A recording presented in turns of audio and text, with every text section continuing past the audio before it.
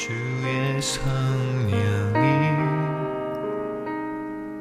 내게 임하셨으니. 성경 봉독하도록 하겠습니다. 로마서 6장 12절에서 23절입니다. 봉독하겠습니다. 그러므로 너희는 죄가 너희 죽을 몸을 지배하지 못하게 하며 몸의 사욕에 순종하지 말고, 또한 너희 지체를 불의의 무기로 죄에게 내주지 말고, 오직 너희 자신을 죽은 자 가운데서 다시 살아난 자같이 하나님께 드리며 너희 지체를 의의 무기로 하나님께 드리라. 죄가 너희를 주장하지 못하리니 이는 너희가 법 아래에 있지 아니하고 은혜 아래에 있음이라.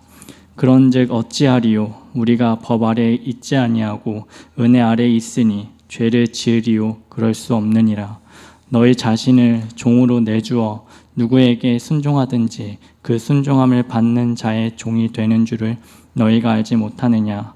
혹은 죄의 종으로 사망에 이르고 혹은 순종의 종으로 의에 이르느니라. 하나님께 감사하리로다. 너희가 본래 죄의 종이더니 너희에게 전하여 준 바 교훈의 본을 마음으로 순종하여 죄로부터 해방되어 의에게 종이 되었느니라. 너희 육신이 연약함으로 내가 사람의 예대로 말하노니, 전에 너희가 너희 지체를 부정과 불법에 내주어 불법에 이른 것 같이 이제는 너희 지체를 의에게 종으로 내주어 거룩함에 이르라. 너희가 죄의 종이 되었을 때에는 의에 대하여 자유로웠느니라. 너희가 그때 무슨 열매를 얻었느냐? 이제는 너희가 그 일을 부끄러워하나니 이는 그 마지막이 사망임이라. 그러나 이제는 너희가 죄로부터 해방되고 하나님께 종이 되어 거룩함에 이르는 열매를 맺었으니 그 마지막은 영생이라. 죄의 삭은 사망이요 하나님의 은사는 그리스도 예수 우리 주 안에 있는 영생이니라. 아멘. 우리는 지난 로마서 6장 앞부분에서 우리가 얼마나 많은 하나님을 기쁘시게 할 수 있는 그런 위치와 또한 가능성들을 가지고 있는지에 대한 상세한 내용들을 다루었습니다. 우리는 생명을 가지고 있고 또 이미 우리는 하나님의 보좌 앞에 나아가 있다는 그 사실을 그리스도로 말미암아 그러한 모든 혜택들을 오늘 보게 됩니다. 그래서 오늘 본문을 보면은 그러므로라고 시작하죠. 그러므로라고 시작해서 12절부터 23절까지는 이 will, 이 의지의 문제를 다루고 있습니다. 의지예요. 이렇게 하라, 이렇게 하라. 의의 무기로 하나님께 드리라. 그러나 이제 7장에 보면은 우리의 의지가 상당히 그 연약한 문제를 다루게 됩니다. 그래서 우리 속에 있는 죄의 세력이 바로 우리의 의지를 굉장히 힘들게 하는 것을 보여주고, 그리고 8장에서는 그러한 의지의 문제에 대해서 이제 생각으로 우리를 도우시는 성령의 역사들을 보게 됩니다. 그래서 로마서 8장을 보면 이 생명의 성령의 역사가 참으로 우리에게 어떻게 나타난지를 자세히 설명하고 있는 것이에요. 오늘 로마서 6장은 그러므로 우리의 의지 부분에 대해서, 그러면서 우리의 지체를 의의 무기로 하나님께 드릴 때 성령께서 우리와 함께 역사하시면서 우리로 하여금 그리스도를 닮게 만드는 엄청난 그러한 성화의 역사들을 이루게 되는 것을 정확히 보여주고 있습니다. 그래서 오늘 우리 6장에서는 어떻게 보면 이 복음의 또한 핵심을 다루는 그런 내용이 되겠습니다. 먼저 12절을 보겠습니다. 그러므로 너희는 죄가 너희 죽을 몸을 지배하지 못하게 하여 몸의 사욕에 순종하지 말고, 우리는 죄의 종노릇하던 자리에서 벗어나 자유자가 되었습니다. 더 쉬운 말로 표현하면 죄가 우리를 주관하며 왕노릇하던 그런 상태에서 우리가 벗어나 그리스도 안에서 죄로부터 자유자가 되었습니다. 갈라디아서 5장 1절에 보니 그리스도께서 우리를 자유롭게 하려고 자유를 주셨으니 그러므로 굳건하게 서서 다시는 종의 멍에를 매지 말라라고 말합니다. 그러므로 죄는 이미 우리가 6장 앞부분에서 다룬 것처럼 죄는 우리의 동의 없이 결코 우리를 다스릴 수 없습니다. 그것이 지금 참된 신자들, 거듭난 사람들, 의롭다 칭함 받은 사들의 특권이며 상태입니다. 죄는 우리의 동의 없이 결코 우리를 다스릴 수 없습니다. 그것이 여러분의 상태예요. 따라서 바울은 권면하며 당부합니다. 그러므로 너희는 죄가 너희 죽을 몸을 지배하지 못하게 하라. 이를 위해 몸의 사욕에 순종하지 말라라고 말합니다. 슬픈 것은 100% 완벽하게 우리가 자유함을 얻어가지고 이 어떤 유혹마저도 없고 우리 속에 어떤 죄의 그런 세력마저도 없다면 얼마나 좋겠습니까? 그러나 우리 동의 없이 결코 우리를 죄가 다스릴 수 없음에도 불구하고 우리는 나의 자유의지에서 스스로 죄를 택하는 그런 불상사의 모습이 있다는 거죠. 비참한 것이죠. 그래서 이 권면을, 바울의 권면을 부정적 의미로 본다면 의롭다 칭함을 받고 그리스도의 새 생명으로 거듭난 참 신자라 할지라도 다시 죄의 멍에를 맬 수 있다는 뜻이 됩니다. 어떻게 그렇게 됩니까? 어떻게 신자가 죄의 멍에를 매게 됩니까? 그것은 의도적으로 죄를 범할 때 그러한 것이. 저는 지금 감옥에서 나왔습니다.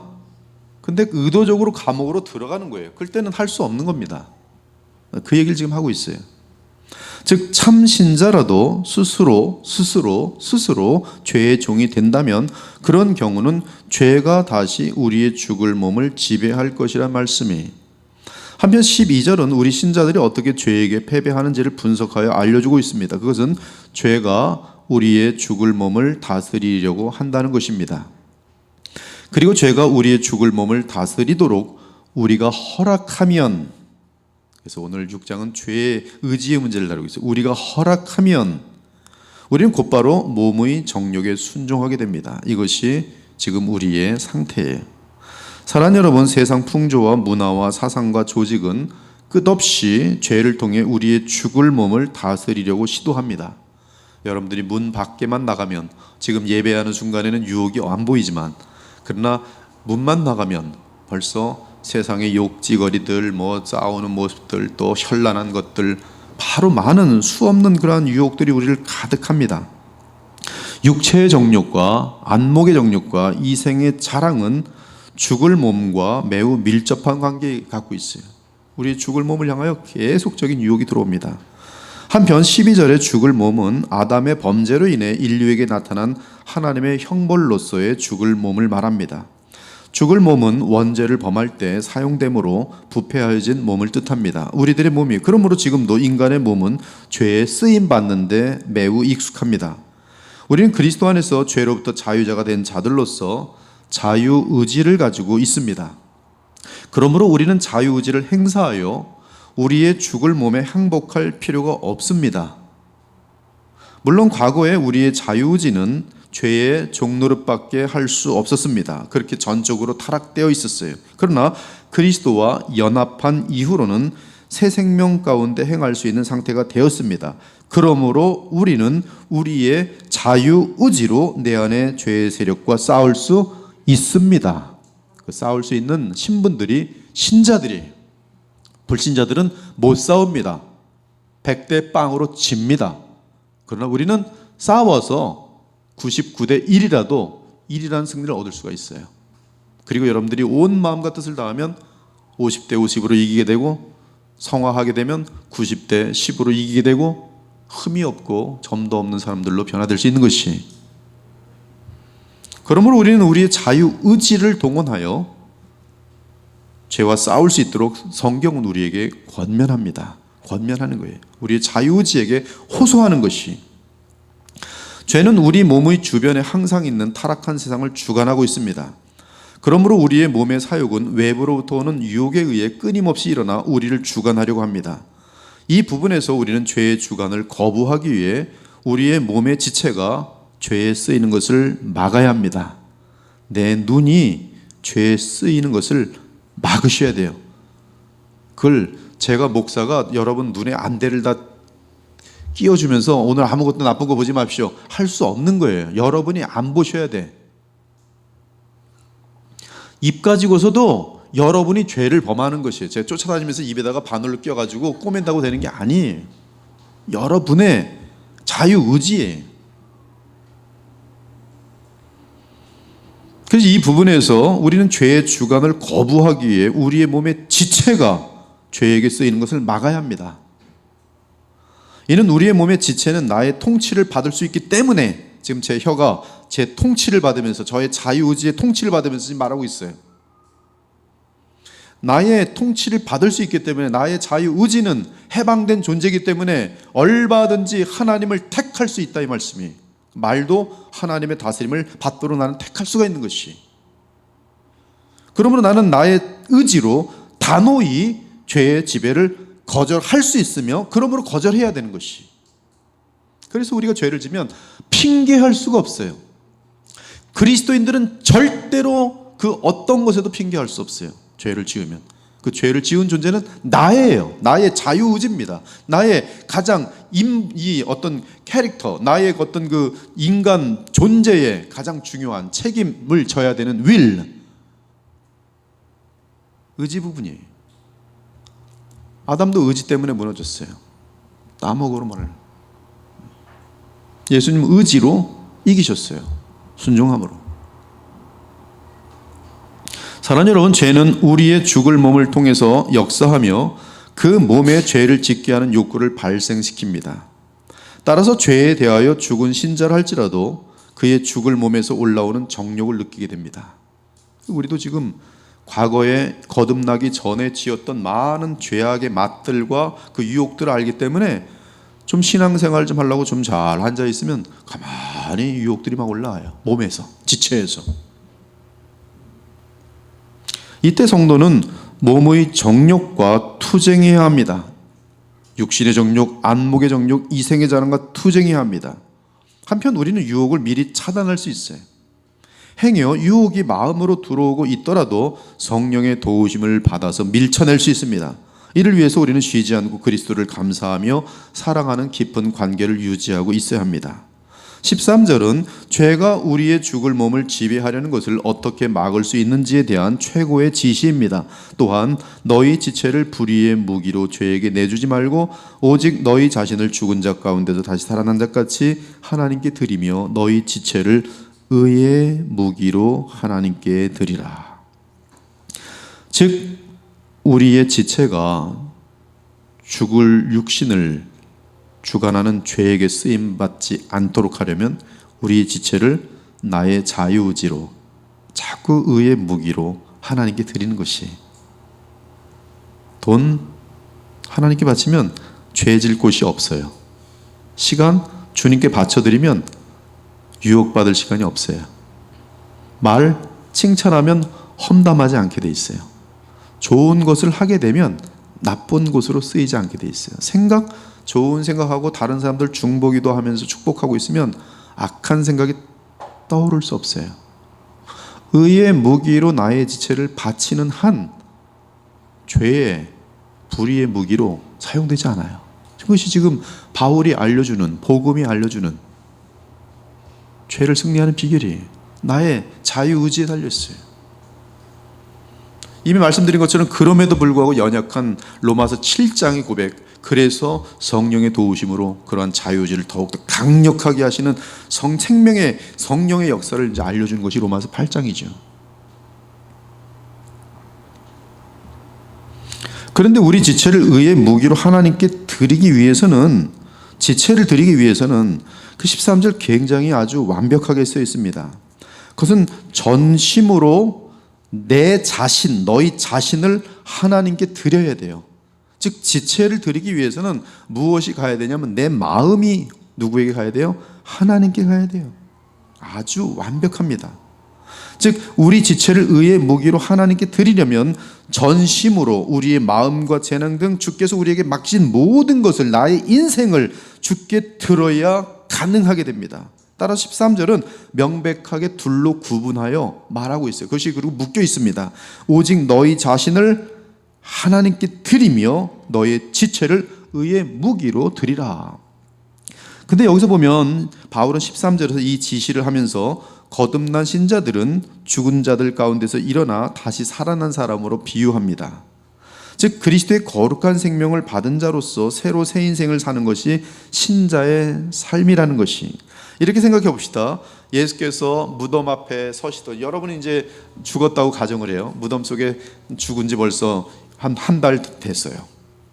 다 끝났습니다. 근데 예수님이 오시더니 무덤 앞에 서시더니 이름을 부르는 거예요. 죽이라. 그랬더니 갑자기 나사로처럼, 죽은 나사로가 살아나는 것처럼 살아났어요. 근데 살아났는데 뭐 시체로 냄새나면 살아나는 게 아니라 어린아이처럼 아주 맑은, 아주 새 옷을 입고 아주 갓난아이 피부를 가지고 아주 똑똑하게 맑게 양심도 깨끗하게 다시 일어났어요. 그러면서 움직이는 거예요. 그런데 만일 그 사람이 그를 무덤에서 일어나게 하신 예수님을 무시하고 그분의 명을 받들지 않고 죄 가운데 산다면 이는 얼마나 그를 살려내신 그리스도께 모독이 되는 것이겠어요. 그러므로 우리는 새 생명을 받았으니 마땅히 우리 자신을 하나님께 드리고 우리 지체를 의의 무기로 하나님께 드려야 한다는 것이 지금 13절의 내용입니다. 사랑하는 여러분, 내 자신과 내 지체를 하나님과 의의 무기로 드리는 것은 나 외에 그 누구도 대신하여 줄 수 없습니다. 나는 내 자신과 내 지체에 대해 책임을 져야 해요. 내 손이 때릴 것인지 참을 것인지 선한 일을 할 것인지는 내게 달려 있어요. 그리고 때렸으면 거기에 대한 책임을 져야 해요. 특히 우리의 지체는 여럿이 있습니다. 그리고 그 지체와 관련한 재능 및 관련 사항들도 있어요. 그러므로 눈, 코, 입, 귀. 어떤 사람은 귀가 설교는 안 들리고 나쁜 얘기만 들려. 재밌지. 귀를 그냥 더럽히는 거예요. 귀를. 자기 지체를 불의의 무기로 쓰는 거예요.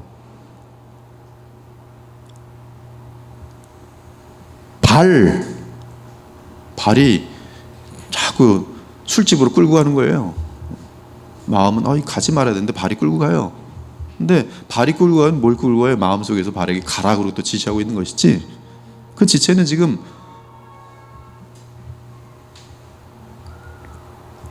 손, 이와 관련한 장식, 옷차림, 우리가 가지고 있는 돈, 시간, 인생 등 이 모든 것이 우리의 책임 아래 있어요. 여러분의 윌, 의지에 달려 있습니다. 우리는 이 모든 것을 하나씩 모두 하나님께 의의 무기로 바쳐야 합니다. 주일날 예배 드리는 그것으로 주님께 나를 바쳤다고 오해하지 마세요. 집에 가서 아내에게 말 한마디를 어떻게 할 건지를 주님께 바치셔야지 가정의 행복이 찾아오게 돼 있어요. 눈을 주님께 바쳐야지 지나가면서도 눈으로 죄를 짓지 않는 것이에요. 앞만 보면 돼요. 왜 옆으로 긁힙니까? 이렇게. 이게 아주 약한 거예요. 앞만 보면 되는 거예요. 안목의 정욕에 빠지지 말자 결단하고 오늘 예배 딱 나갈 때부터는 그냥 주님만 바라보면서 이렇게 하는 거예요. 주님. 뭐 세상 안 보입니다. 그만큼 덜 죄의 지체가 되는 거예요. 무기가 되는 거예요. 의의 무기로 써야죠. 눈으로 뭘 봐요? 더 성경 보고 더 아름다운 주의 백성들을 바라보고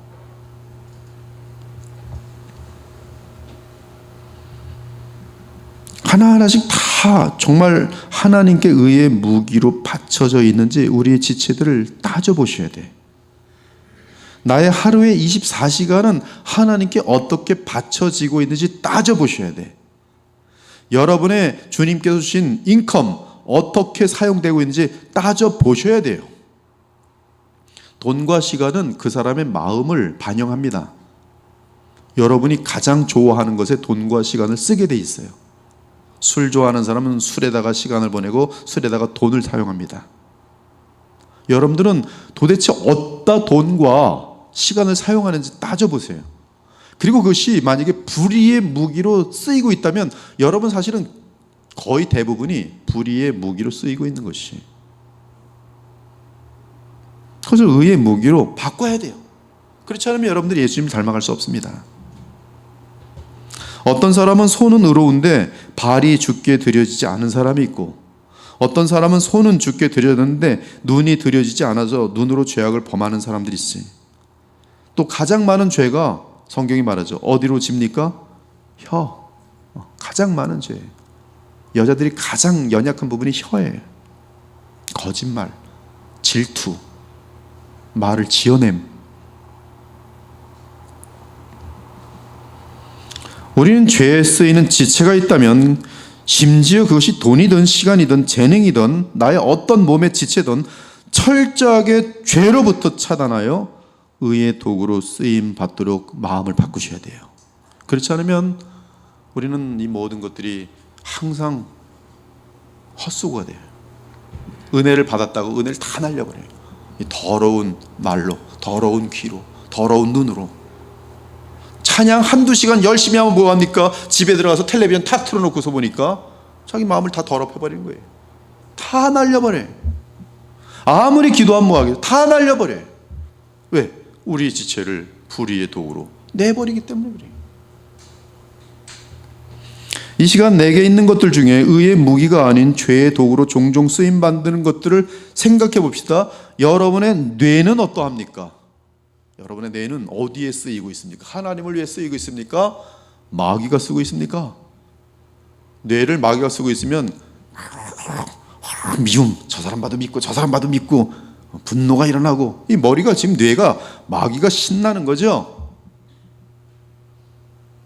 여러분 생각이란 말이에요. 생각이 주님께 쓰일 때는 마음에 평강이 임하게 돼 있어요. 기쁨이 있어요. 그러나 생각이 염려에 빠지면 얼굴이 검어집니다. 믿음을 다 잃어버리는 거예요. 그리고 사고치기가 되게 가능해요. 염려가 많은 사람들이 사고칠 위험성은 대단히 높습니다. 더 많은 죄들을 짓는 것이죠. 여러분의 시간이 온전히 주께 거룩하게 쓰이고 있습니까? 우리의 모든 지체가 주께 드릴 때 우리는 거룩함에 이르게 됩니다. 그러므로 우리 지체를 불의의 무기로 죄에게 내주지 말고 내 자신과 내 지체 모두를 하나님께 의의 무기로 계속 내어주라. 그것이 지금 바울이 말하는 복음의 능력이에요. 복음의 능력을 누리길 원하는가? 너의 의지가, 너 마음과 너의 전심과 모든 지체를 주님께 드리는지가 거기에 달려있어요. 거기에 달려있어요. 딴 데 있지 않아요. 아무리 선교여행 다니면 뭐 하겠어요? 선교지에 가서 죄를 범하는 사람들도 많아요. 어떤 한국에 잘 알려진 찬양 인도자는 전 세계로 찬양을 인도하고 다니고 있었는데, 그 찬양을 인도하고 있는 최고의 절정 단계 속에서 가장 무서운 범죄를 저지르고 있었어요. 근데 그런 일은 허다합니다. 가장 많이 기도를 하고 있을 때 가장 무서운 죄를 짓고 있고, 가장 뜨겁게 은혜 받고 있는 것 같은데 가장 무서운 죄가 진행되고 있을 때가 있어요. 왜? 나의 지체가 죄에게 쓰이고 있는 것이 아무런 의미 없습니다. 아무런 의미 없어요. 항상 기억할 것은 내 자신이 내린 결정에 대해서는 내가 그 결과에 대해 책임을 져야 한다는 사실이, 불의의 무기로 내 자신과 내 지체를 드린 자들은 반드시 썩어질 것을 거둠과 함께 하나님의 매를 맞게 되고 징계를 피하지 못할 것이요, 그러므로 비참과 험난과 좌절과 자기 자신에 대한 증오와 그 감옥 같은 지옥의 고통들 당할 수밖에 없습니다. 반드시 당하게 돼요. 그래서 영적인 법이기 때문에. 그러나 내 자신을 하나님께 드리고 내 지체를 의의 무기로 내드린 자는 자신도 모르는 사이에 열매가 맺히고 영원한 보람과 평강과 감사와 여유로움과 많은 사람들에게 선한 일을 행함과 그런 모습들이 나타나는 것이. 14절 보겠습니다. 죄가 너희를 주장하지 못하리니 너희가 법 아래 있지 아니하고 은혜 아래에 있습니다. 이 법 아래 있다는 것은 인간의 부패로 인하여 거룩한 율법의 정죄 아래 있는 것을 말합니다. 그러므로 의롭고 거룩한 율법의 정죄 아래 있지 않으려면 죄사함과 함께 죄의 권능에서 벗어나야 합니다. 그런데 우리는 그리스도 안에서 은혜 아래에 있게 되면서 죄책으로부터 죄사함을 받았고 또한 죄의 권능의 노예 상태에서 벗어났습니다. 그러므로 우리는 법 아래 있지 않고, 즉 율법이 우리를 뭐 어떻게 할 수 있는 게 없는 거예요. 법 아래 있지 않고 은혜 아래 있어요. 여러분들 은혜 아래 있습니다. 즉 우리는 하나님의 사랑에서 비롯된 은혜와 그리스도께서 십자가에서 이르신 속량으로 말미암아 의롭다함을 얻고 나아가 부활하신 그리스도로부터 새 생명을 얻었어요. 우리가 아직 죄인 되었을 때 그리스도께서 우리를 위하여 죽으심으로 하나님께서 우리에 대한 자기의 사랑을 확증하셨느니라.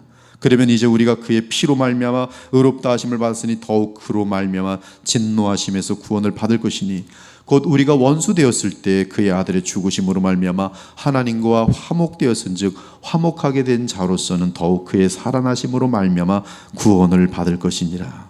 그러므로 죄는 새 생명이 있는 우리를 주장하지 못합니다. 성경은 대단히 중요한 얘기를 할 때 반드시 반복법을 사용해요. 계시록도 보면은 하나의 마지막 그 어떤 이 클라이막스를 보여주기 위해서 여러 가지 각도로 이 사진을 찍어서 우리에게 보여줍니다. 근데 로마서 6장도 보면은 우리가 어떻게 죄에 승리하고 거룩하여질 수 있는지를 계속 반복적으로 보여주면서 또 한 번 또 반복하는 게 뭐냐면 죄는 너희를 주장하지 못한다. 계속 알려주고 있어요. 죄가 신자인 우리를 주장하는 때가 있다면 오직 우리 스스로 죄에게 종노릇하겠다고 자원할 때만 가능해요. 그러므로 핑계할 수 없어요. 그리고 죄를 자원하는 일이 많아질수록 우리의 죽을 몸은 죄악에 익숙하여지고 그 죄악은 습관이 됩니다. 그렇게 되면 죄에 대한 우리의 저항력은 현저하게 떨어지고 그리고 그리스도인임에도 불구하고 성품이 고약하고 마귀의 모습들이 나타나요. 이것이 또 너무 깊어지면 거듭난 사람인지 아닌지 굉장히 공동체 내에서도 헷갈린 사람이 되는 것이. 그리고 반드시 그 삶은 비참과 고통과 궁핍과 수치에 떨어지도록 되어 있어요. 그러나 우리는 은혜 아래 속한 자로서 하나님과 그리스도께 감사하는 마음으로 주께 순종한다면 선한 열매를 맺게 될 것이. 여러분, 이것은 영적인 법입니다. 그냥 법이에요. 이렇게 되도록 하나님께서 영적인 법을 정하셨어요. 여긴 예외가 없습니다. 하나님은 외모로 취하지 않으시고 하나님의 만드신 법도, 영적인 법도 외모로 취하지 않아요. 만유인력의 법칙이 있으면 그 법은 모든 것에 공평한 것처럼 이 법은 영원히 동일해요. 내 의지와 동의를 통해 지은 자범죄에 대해 처절하게 회개하고 경건의 훈련에 매진해야 합니다. 무엇보다 그리스도의 십자가로부터 성령을 통해 흐르는 은혜를 계속 덧입도록 노력하기 바랍니다. 그렇게 하면 반드시 죽을 몸의 정욕을 이겨내게 될 것이. 그래서 여러분들이 오늘도 화요 예배에 안 온 것과 온 것은 차이가 나게 돼 있어요. 와서 정말 마음을 주님께 드리면 그만큼 이 시간에 안 왔으면 딴짓했을 텐데, 그렇죠? 딴짓했을 텐데 거룩하게 지금 드리잖아요. 또 여기서 또 힘을 또 거룩한 생명력을 받고 가면 그만큼 죄 짓고 싶은 마음이 지금 없잖아요. 예배 마치면 죄 짓고 싶다 이런 사람이 있어요? 이상한 사람이지. 그 정말 나쁜 사람, 이상한 사람이에요. 경건의 훈련에 더 힘써야 돼요. 제가 이 히브리서 강론할 때 말씀드렸죠. 아직도 어떤 죄에 대해서 패배하고 있다면 사람마다 각자 알고 있는 약점이 있잖아요. 그럼 뭐가 더 필요하다는 거예요? 그게 더 큰 은혜가 필요해요. 더 큰 은혜를 얻으려면 어떻게 돼요? 더 예수님을 깊게 만나야 돼요. 더 예수님을 깊게 사랑해야 돼요. 더 예수님을 깊게 사랑하려면 어떻게 돼야 돼요? 예수님에 대하여 성경적으로 알아가야 돼요. 성경 공부가 필요하고 기도가 필요하고 그 즐거움을 누리는 사람들의 분위기를 같이 볼 수 있어야 돼요. 난 안 되는데 저분은 보니까 정말 깊네. 그거 볼 때 마음속에 선한 분투가 일어나요. 나도 저렇게 돼야겠다. 여러분, 저희 교회의 소도 활동이 얼마나 엄청난 영향력을 미칠 수 있는지 아십니까? 매주마다 1시간 반 정도의 시간이라는 것은 그 시간이 왜 중요하냐면 서로 각자 다른 환경과 여러 가지 유혹 속에서 모여서 복음을 중심으로 해서 서로 격려하려고 말을 할 때는 서로에게 도전이 되는 거예요. 무슨 도전? 거룩함에 대한 도전. 저 친구 보니까 분명히 3개월 전에 나보다 좀 죄도 더 많이 짓는 거 같고 그러더니 난 몰래 숨어 짓는 건데 좀 죄가 해결됐대. 그럼 집에 가서 굉장한 도전입니다. 공동체라는 것은 엄청난 큰 도움이에요. 이재록이가 설교하는 그런데 공동체 가서는 죄에 대한 감각이 하나도 없어집니다. 그러나 날마다 죄에 대해서 경고하면 듣기 싫죠. 죄. 그러나 그만큼 죄에 대해서 생각하게 되고 예민하게 되고 경계하게 되고, 그리고 죄 하나 안 진 것이 얼마나 우리 인생에 복이 되는지 아십니까? 죄 하나 때문에 그 인생은 싹 망하는 거예요.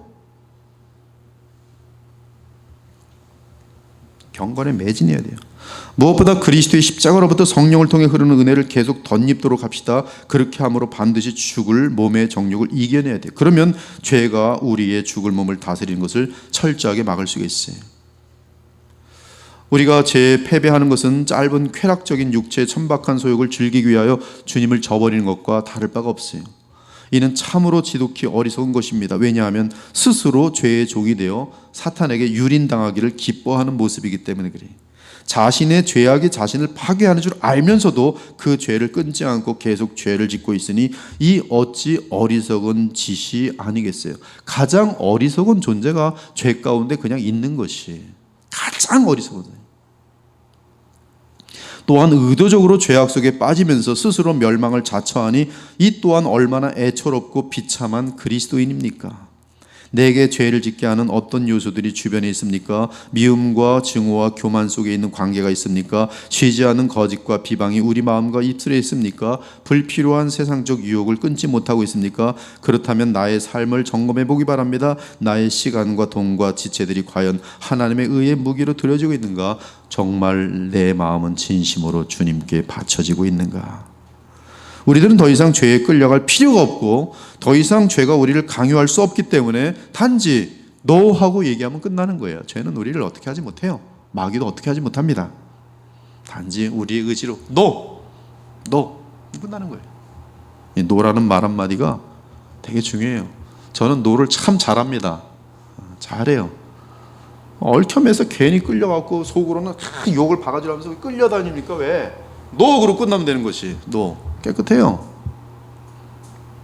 너 잘하셔야 돼요. 죄에 대해서는 특별히 너 하고 해야 돼요. 죄. 저 친구가 10년 동안 나랑 친한데 한번 죄를 지었는데 이 인정 때문에 같이 죄를 져줘야지. 그럼 같이 망하는 거예요. 아무리 친구고 모두 하나님이 더 소중하기 때문에 너나 저. 사랑하는 여러분, 그리스도의 십자가는 단순히 우리들의 죄책감을 해결해 주는 것만이 목적이 아닙니다. 이보다 더 큰 목적은 우리로 죄의 세력에서 해방되어 의와 빛 가운데에서 자유롭게 살도록 하는 것이, 그러므로 우리는 참으로 자유자입니다. 이제 문제는 이 자유함 속에서 다시 죄로 가느냐 아니면 죄에서 구원하신 우리 주 예수님과 늘 동행하느냐의 의지의 결단의 문제일 뿐이에요. 오늘 이 저녁에 여러분은 어디에 서기로 다짐하시겠습니까? 목사님, 저는 예배 드릴 땐 정말 주님께 마음을 다 쏟는데 왜 예배가 마치고 나서 갈 때 되면 또 마음이 이렇게 왔다 갔다 하나요? 그들에게는 경건의 훈련이 필요해요. 더 힘써서 성경 읽고 더 많이 배우셔야 돼요.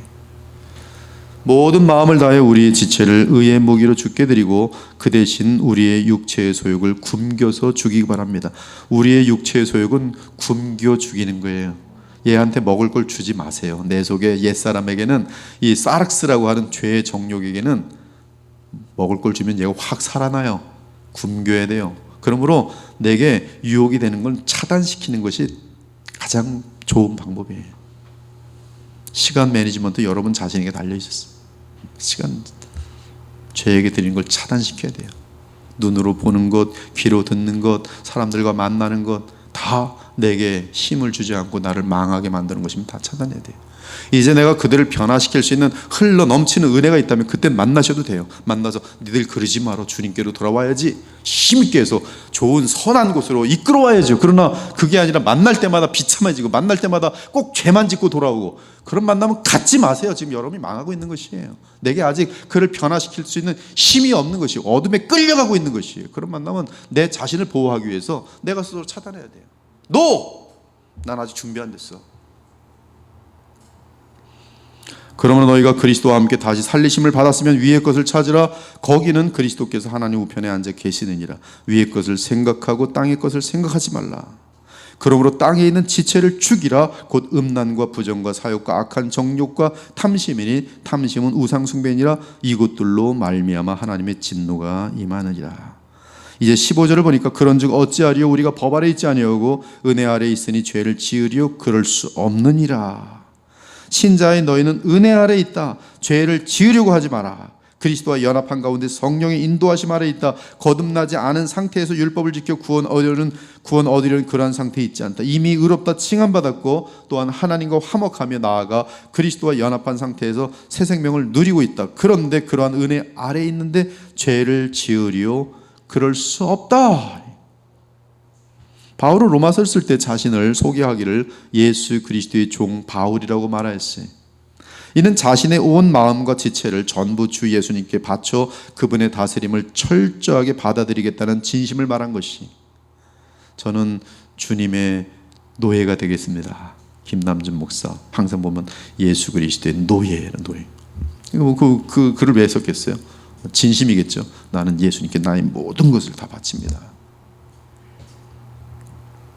우리가 바울의 마음을 본받아 우리 자신과 우리의 모든 지체를 나를 구원하시고 새 생명 주신 그리스도와 하나님께 바치고자 한다면 결코 죄가 우리의 죽을 몸을 지배하지 못할 것이, 16절을 보면 신자의 자발적인 선택에 따라 우리의 성품과 삶과 결과가 결정된다는 것을 알려줍니다. 계속 의지 문제를 다루고 있어요. 너희 자신을 종으로 내주어 누구에게 순종하든지 그 순종함을 받는 자의 종이 되는 줄 너희가 알지 못하느냐? 혹은 죄의 종으로 사망에 이르고 혹은 순종의 종으로 의에 이르느니라. 신자들은 죄로부터 자유를 얻은 자이기 때문에 스스로 죄의 종이 될 것인지 아니면 순종의 종이 될 것인지 선택할 수 있습니다. 물론 불신자들은 스스로의 자유의지로 늘 죄의 본성을 따라 악을 행할 뿐이에요. 이는 그들에게는 하나님을 사랑하고 순종하고자 하는 거룩한 생명이 없기 때문입니다. 사실 과거에 우리도 철저한 죄의 종이었습니다. 그러나 복음을 듣고 마음으로 믿어 순종함으로 죄로부터 해방되어 의의 종이 되었어요. 그래서 그러므로 온 마음과 뜻을 다해 너희 자신을 하나님께 드려 순종함으로 의에 이르라고 바울은 권할 수가 있었던 것이, 17, 18절은 바울은 지금까지의 교훈을 요약하며 또 선포합니다. 하나님께 감사하리로다. 너희가 본래 죄의 종이더니 너희에게 전하여 준 바 교훈의 본을 마음으로 순종하여 죄로부터 해방되어 의에게 종이 되었느니라. 우린 여기서 참 이상해요. 저는 지금 성경을 연구할 때 제가 관점을 그쪽으로 봐서 그런지 순종, 성화, 거룩, 이게 너무나 보이거든요. 사실 저는 성경 전체에서 그게 전체적으로 보여요. 계속 끊임없이. 로마서를 요번에 볼 때도 믿어 순종케 하려고.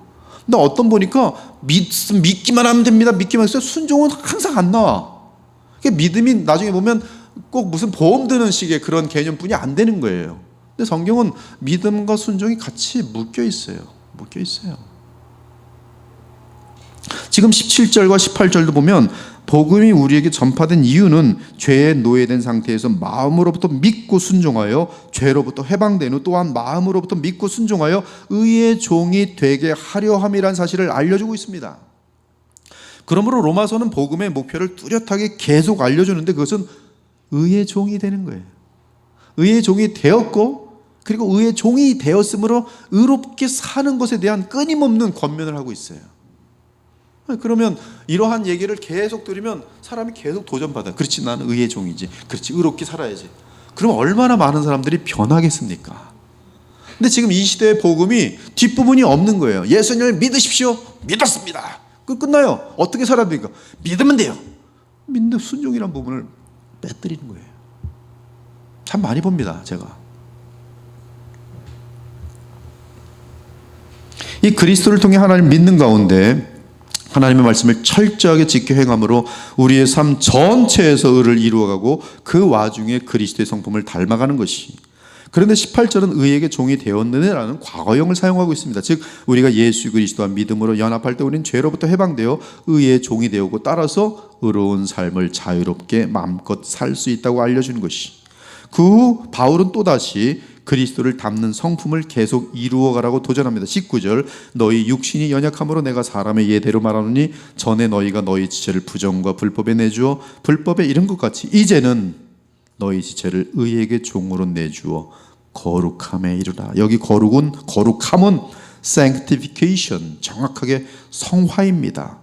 헬라어로 하기아스 모스인데 거룩한 마음에서 나오는 성숙하고 의로운 성품 및 삶이라고 할 수 있어요.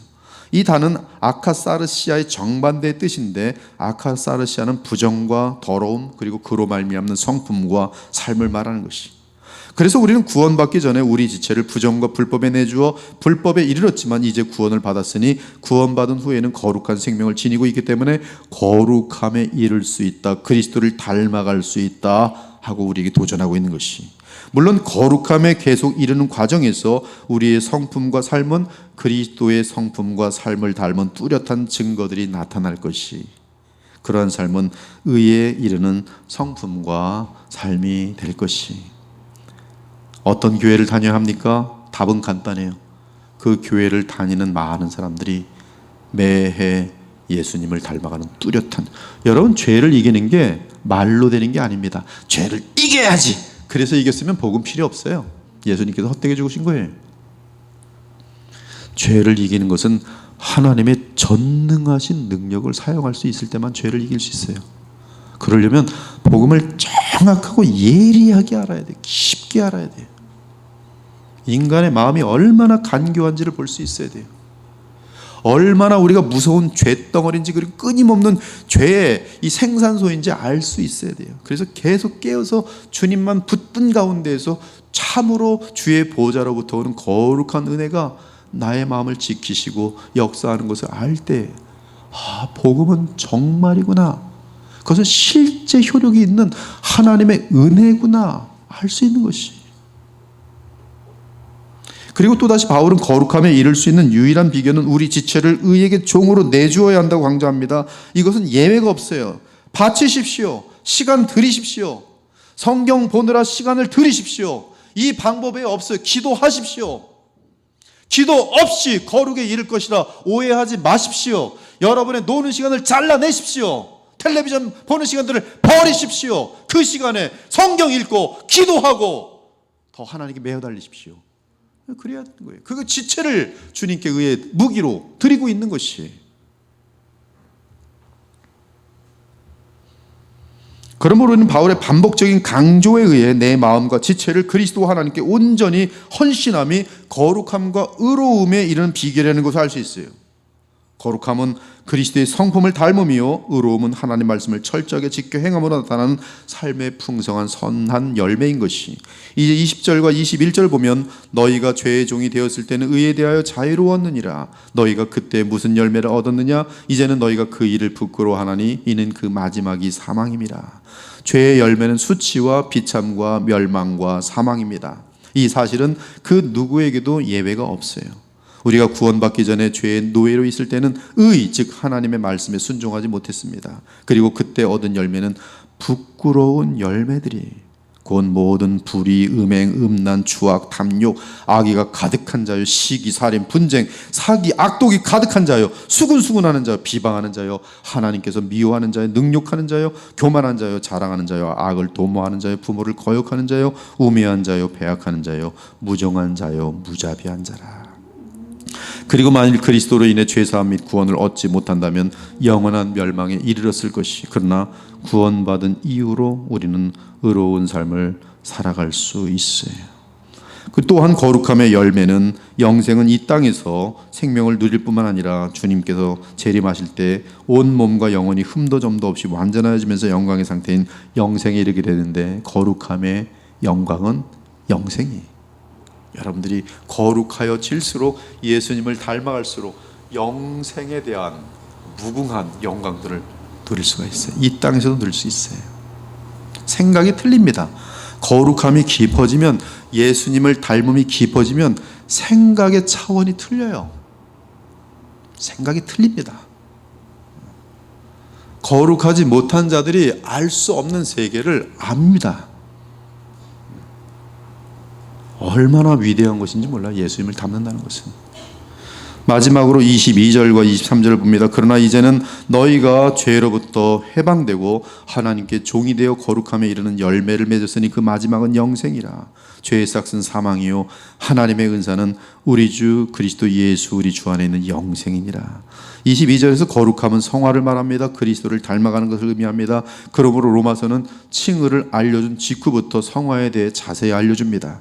즉 의롭다 칭함받은 신자가 어떻게 그리스도를 닮아 거룩하여질 수 있는지 알려줍니다. 그리스도를 닮은 거룩한 성품에 이르면 이를수록 그 신자의 삶을 통해서는 많은 의로운 행위들과 또한 선한 열매들이 풍성하게 맺힐 것입니다. 물론 그 마지막은 영원한 영광과 함께하는 영생이. 우린 죄로부터 해방되어 하나님께 종이 되었습니다. 하나님께 종이 되었다는 것은 얼마든지 의로운 삶을 살 수 있다는 뜻이, 그러므로 내 자신을 하나님께 내드리고 우리의 모든 지체를 의의 무기로 내드리면 거룩함에 이르는 열매를 맺고 최종적으로 영생에 이르게 되는 것이.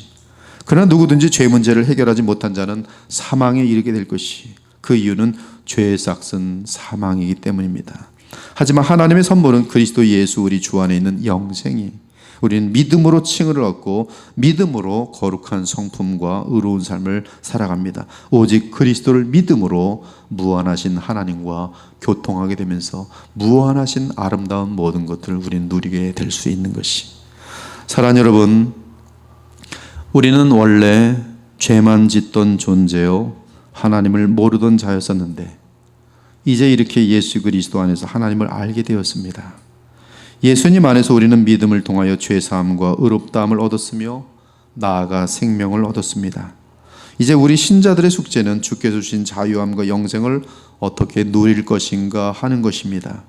안타깝게도 우리의 구원은 영광이 이른 상태가 아니며 또한 아직도 죄의 세력들이 우리를 공격해 오기 때문에 많은 문제가 우리에게 발생할 수 있습니다.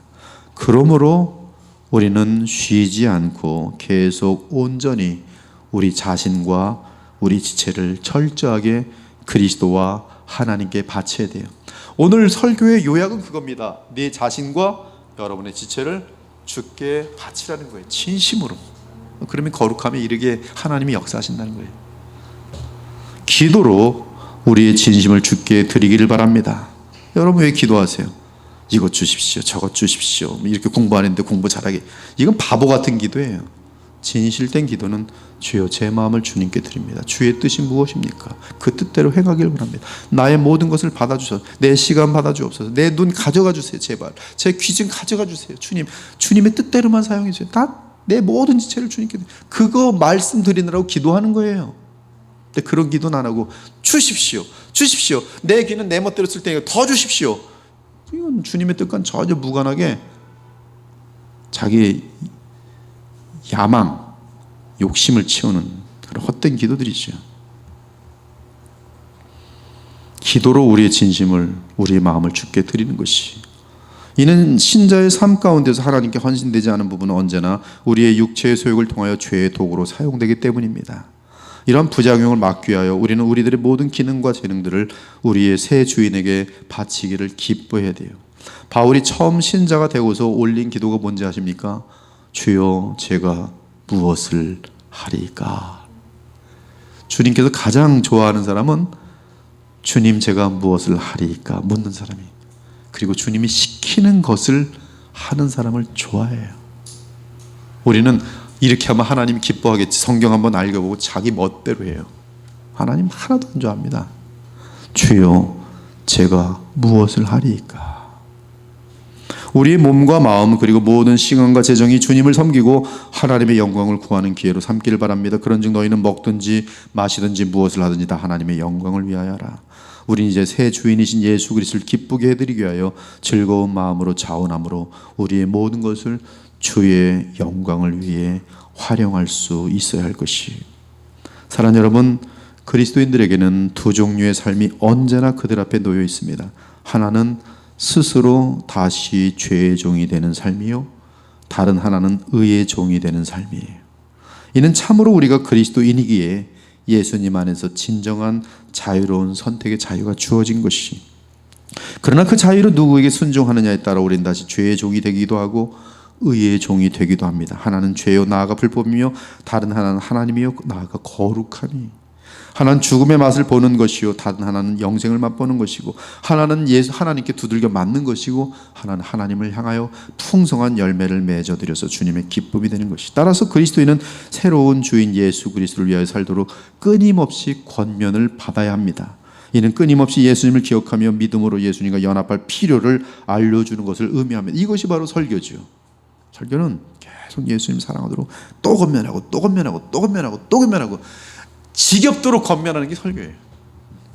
오늘도 예수님 바라보십니까? 예수님 안 바라보면 여러분 망합니다. 예수님 안 바라보면 죄에 떨어집니다. 예수님 바라보시오. 제가 하도 예수님 하니까 어떤 분이 오늘도 설교 들을 필요 없어, 버킹검이야. 정확한 설교예요. 아주 아름다운 설교예요. 거의 설교예요. 끊임없이 우리가 얼마나 악한데요. 안 들으면 가자 신나게. 그러나 들으면 그렇지. 정신 차려야지. 계속 들어야 돼. 누구든지 죄의 삭은 사망이요 예수님 안에서의 순종은 참으로 말로 다 할 수 없는 평강과 기쁨의 영생임을 잊지 않기를 바랍니다. 오늘 이 말씀을 통하여 우리 모두의 마음과 온 지체가 주께 철저하게 드려져서 우리의 삶을 통해 많은 아름다운 열매들이 많이 맺혀지고, 그리고 여러분의 성품은 정말로 예수님을 닮아가는 최고의 복이 임하기를 우리 주 예수 그리스도의 이름으로 축원합니다. 아멘. 기도 올리겠습니다. 하나님 감사합니다. 우리의 마음을 전심으로 주께 바치고 또 우리 모든 지체를 주님께 바치고자 온 마음을 다할 때 우리는 어느새 그리스도를 닮아갈 뿐만 아니라 주께서 우리를 통하여 풍성한 열매를 맺게 하실 것을 오늘 보여주신 것을 정말 감사합니다. 얼마나 많은 인생들이 이미 주의 복을 받았음에도 불구하고 죄의 길을 택하여 비참과 조롱과 또한 수치와 멸망 가운데 떨어져서 정말 인생을 낭비하는 일들이 얼마나 많은지 오늘 이 말씀을 들은 모든 주의 백성들마다 다시 한번 주님께 마음을 정하여 드리고 하나님이 얼마나 좋으시고 무한히 풍성하신 분인지 마음껏 그 인생 가운데 풍성히 누리는 영생의 복을 누리는 주의 백성들 다 될 수 있도록 인도하여 주시옵소서. 살아계신 우리 주 예수 그리스도 이름으로 기도 올려옵나이다. 아멘.